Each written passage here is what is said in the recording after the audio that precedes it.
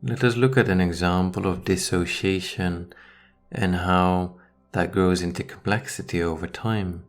It might start with anger in childhood that hasn't been expressed but needed to be suppressed, because expressing your anger, expressing your yes or no, expressing your boundaries would be met with abuse, either psychological abuse or physical abuse.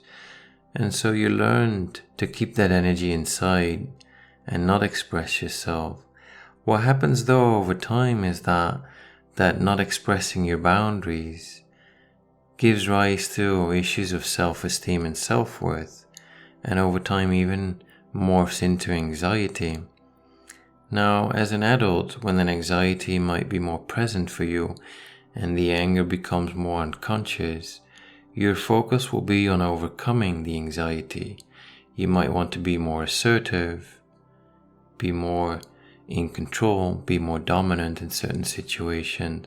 And so your whole energy gets wrapped up with overcoming the anxiety.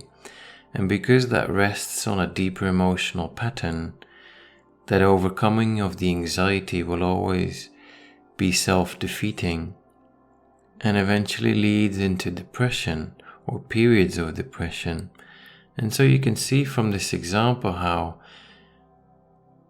it starts with anger, lack of boundaries, how that then morphs into anxiety, lack of self-worth and lack of self-esteem, and then you get wrapped up with trying to overcome that state of anxiety and eventually fall into periods of depression.